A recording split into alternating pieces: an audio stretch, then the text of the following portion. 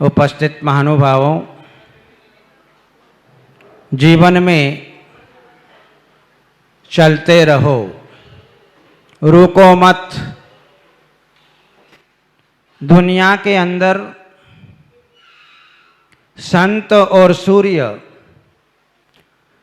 निरंतर चला ही करते हैं। सूर्य एक वर्ष में सारी गलियों को पार कर लेता है। अपन तो 500-50 गलियों को पार कर लेते, लेकिन सूर्य उसकी जितनी भी गलियां हैं आकाश में ऐसी गलियां बनी हुई हैं कि एक वर्ष तक सतत उन गलियों में घूमता रहता है। और पुनश्च श्रावण कृष्ण प्रतिपदा के दिन सूर्य पहली गली में आ जाता है। सूर्य की गति कभी मंद नहीं होती है, वह चलता ही रहता है। साधु संत भी चलते रहते हैं, जब तक उनके पैरों में ताकत है तब तक चलते रहते हैं। यदि संत और सूर्य एक स्थान पर रुक जाए तो जगत में अंधकार छा जाए, और अंधकार किसी को पसंद नहीं आता है।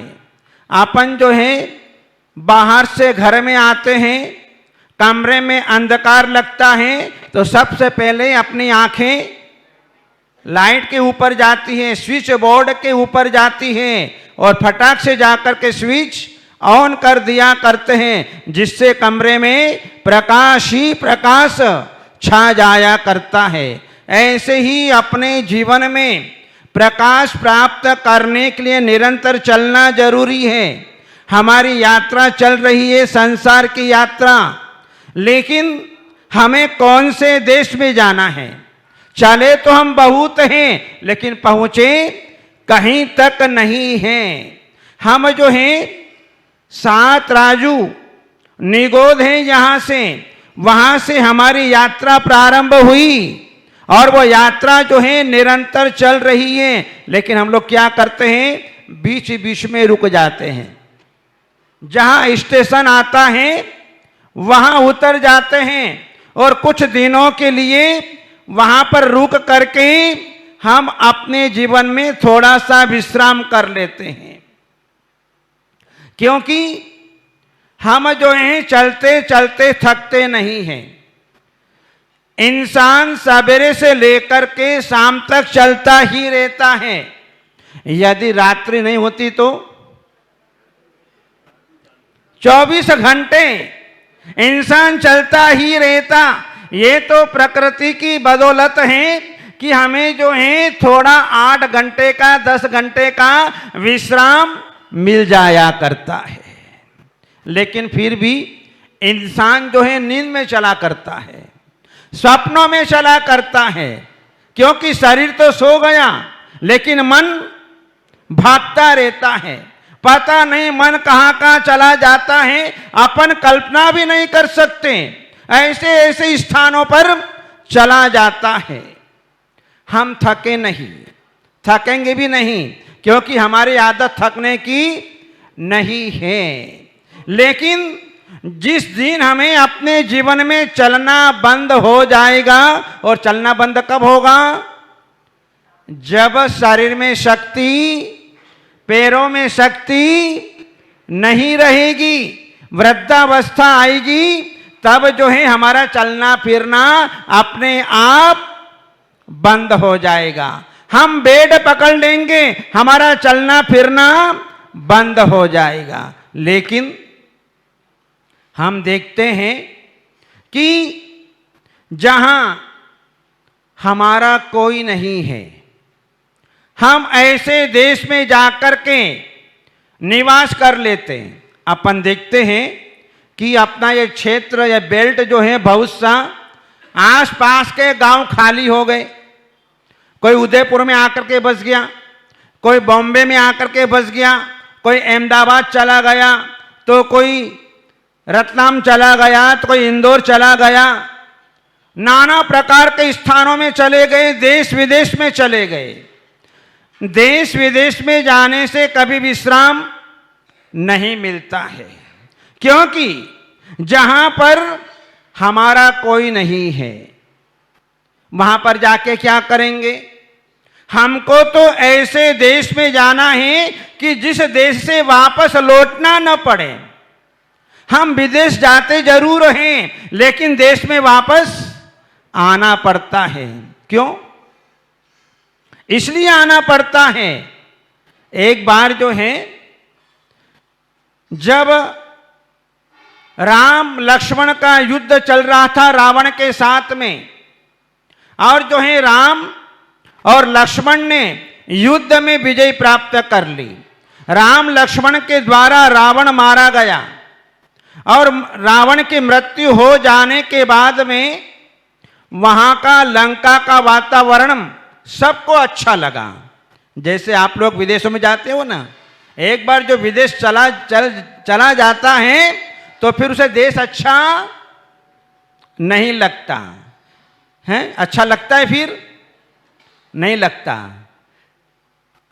व्यक्ति एक बार विदेश की हवा खा ले तो उसे फिर देश अच्छा नहीं लगता कि अपन तो यहीं रहो, अपने तो यही स्वर्ग है, इसके समान दूसरा कोई स्थान ही नहीं है, ऐसा मन में विचार करता है।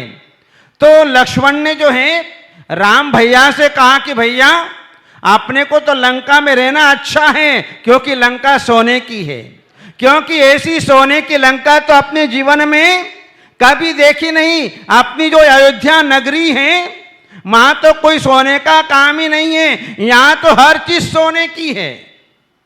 यहां सीढ़ियां देखो तो सोने की, मंदिर देखो तो सोने का, यहां पर हर काम जो है सोने का ही है। रावण कितना बुद्धिमान था कि उसने जो अपनी सारी संपदा लंका के अंदर सोने के रूप में जो है सारी मंडित कर दी। लेकिन राम तो बुद्धिमान थे। बड़ा आदमी जो होता है ना, वो दूर की सोचता है, उसका गहन चिंतन होता है। छोटे व्यक्ति के पास में चिंतन नहीं होता। बड़ा व्यक्ति जब चिंतन करता है तो दीर्घता से चिंतन करता है। राम ने कहा कि जननी जन्मभूमिश्च स्वर्गादपि गरीयसी। जननी और जन्मभूमि ये स्वर्ग से भी श्रेष्ठ हुआ करती है।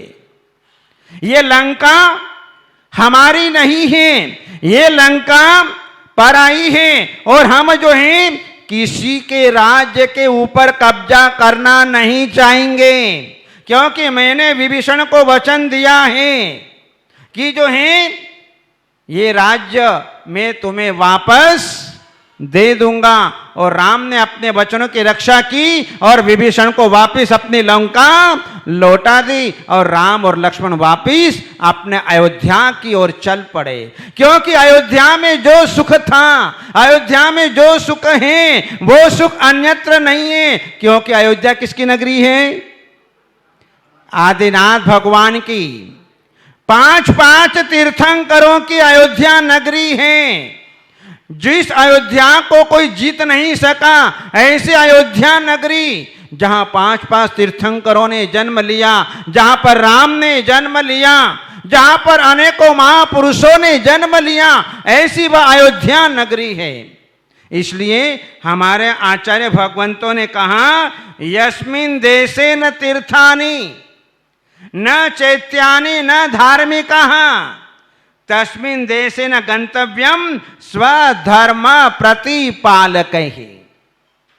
अपने धर्म का पालन करने वाले प्राणियों को ऐसे देश में नहीं जाना चाहिए जिस देश में न तो मंदिर हो, जिस देश में न मूर्ति हो, जिस देश में धर्मात्मा लोग न हो, जिस देश में साधु संत न हो, जिस देश में पंच परमेष्ठी का दान देने का अवसर अपने जीवन के अंदर न मिले, ऐसे देश में हमें नहीं रहना चाहिए।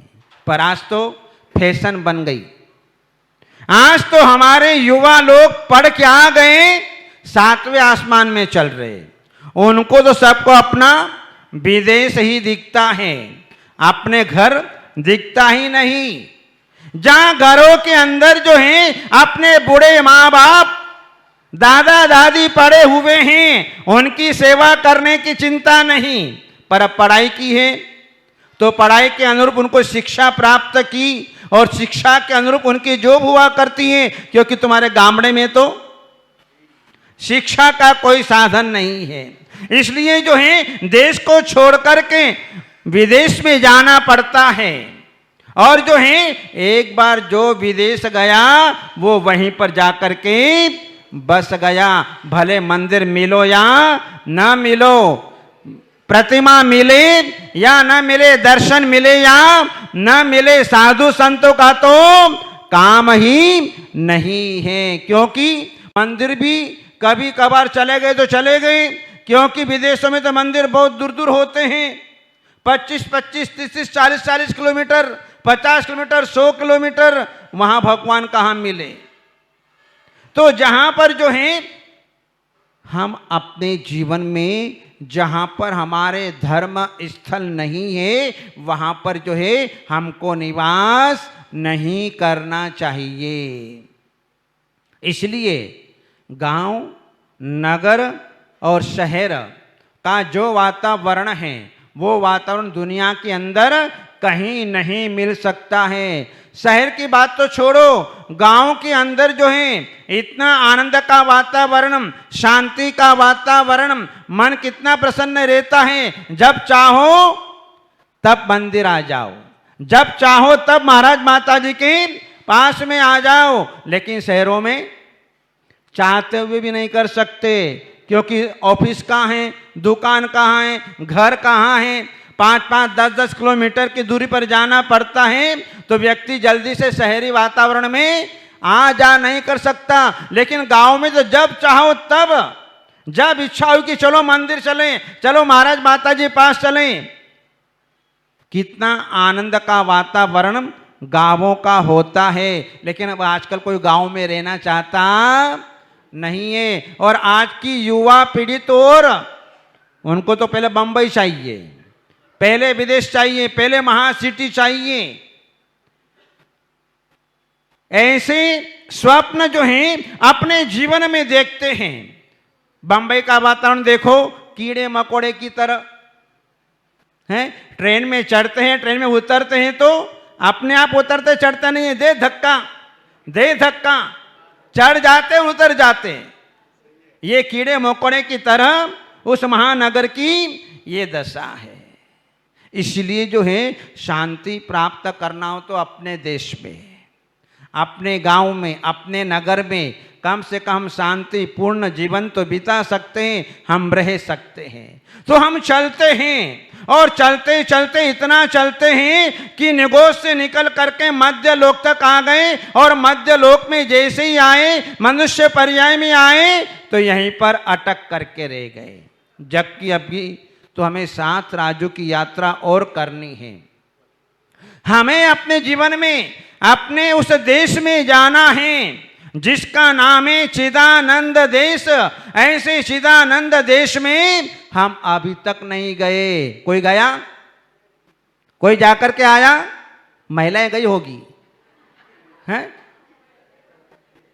नहीं गई। आदमी गए होंगे, आदमी भी नहीं गए होंगे। श्याम जी तो गए होंगे, हैं? कोई नहीं गया। नरेंद्र जी कोई नहीं गए हैं? अरे जाके आ गए, कितनी बार जाकर के आ गए। लेकिन गए तो कैसे गए? एकेंद्रिय बन करके गए हैं। हम जो हैं सिद्ध क्षेत्र में जाकर के उत्पन्न हो गए, सूक्ष्म निगोदिया के रूप में। जहां एकेंद्रिय बन करके हमने वहां पर जन्म लिया, लेकिन आत्मा के साथ में कर्मों का बोझ था, तो वापिस वहां से लौटना पड़ा, क्योंकि चिदानंद देश तो ऐसा है जहां पर किसी प्रकार का बोझ नहीं चाहिए, बिल्कुल आत्मा अकेली, हल्कापन वहां पर चाहिए, इसके अलावा अन्य और कुछ भी नहीं चाहिए। न तो वहां पर यश चाहिए, न वहां पर अपयश चाहिए, न नाम कर्म चाहिए, न ज्ञानावरण कर्म चाहिए, न दर्शनावरण कर्म चाहिए, न अंतराय कर्म चाहिए, न सम्यक्त्व मिथ्यात्व आदि, केवल मात्र वहां पर सम्यक्त्व है, मिथ्यात्व भी नहीं, जहां पर कीर्ति भी नहीं, जहां पर अकीर्ति भी नहीं, जहां पर पुण्य भी नहीं, जहां पर पाप भी नहीं, जहां पर मंदिर नहीं, जहां पर प्रतिमा नहीं, केवल सिद्ध भगवान के अलावा अन्य वहां पर कुछ भी उपलब्ध नहीं होता है। ये मनुष्य पर्याय इसलिए मिली थी कि हम अपने जीवन में इस मनुष्य पर्याय को प्राप्त करके एक बार ऐसा चल दे कि वापस संसार में नहीं आना पड़े। लेकिन हम बहुत होशियार निकले, यहां कागज के टुकड़े मिल गए, रंग बिरंगे नोट के बंडल मिल गए, पीला पीला मिल गया, सफेद सफेद मिल गया, तो बस इसी में जो है हमने आनंद मान लिया, जिसके कारण जो है हम अभी तक अपने जीवन में कहीं नहीं पहुंचे। चले तो बहुत, हमें सबके किलोमीटर याद है, लेकिन अपने किलोमीटर किसको याद है? हम कितने चल दिए उदयपुर के अंदर, हम कहां से कहां चल दिए, कहां से कहां चल करके आ गए, लेकिन कोई किलोमीटर याद नहीं है, क्योंकि निगोद से लेकर के मनुष्य लोक 7 राजू है। 7 राजू की यात्रा कितनी बार कर ली है? मिथ्यात्व दशा के रहते हुए अनंतों बार इस जीव ने निगोद की यात्रा कर ली, वापस निकल करके आ गया, वापस चला गया, वापस चला गया, वापस आया, कितनी बार चले गए। इतर निगोद में आकर के एक श्वास में 18 बार जन्म मरण कर लिया, वापस मनुष्य पर्याय को प्राप्त कर लिया। तो जहां हमारी यात्रा जो है सतत चलती रहती है, और जहां यात्रा हमारी चलती है, अभी तक हमारी यात्रा का विश्राम नहीं हुआ। ये यात्रा का विश्राम तो उस दिन होगा जिस दिन हम अपने चिदानंद देश में, हम अपने आत्मा में चले जाएंगे। हम जो है निर्ग्रंथ मुद्रा को धारण करके ध्यान की अवस्था को प्राप्त कर लेंगे, सारे कर्मों को नष्ट कर लेंगे, तो एक दिन जो है हम सिद्ध भगवान की लाइन में वहां पर पहुंच जाएंगे और हम भी सिद्ध बन जाएंगे। ये जितना भी हमारा आयास प्रयास चला करता है, सब सिद्ध बनने के लिए ही है। हम चाहे व्रत करें, चाहे उपवास करें, चाहे नीरस भोजन करें, चाहे ध्यान करें, चाहे धर्म ध्यान करें, चाहे शुक्ल ध्यान करें, सारा आयास प्रयास उस चिदानंद देश को प्राप्त करने के लिए ही हमें अपने जीवन में ये साधना चला करती है। इन्हीं मंगलमय भावनाओं के साथ बोले चिंतामणि पारसनाथ भगवान की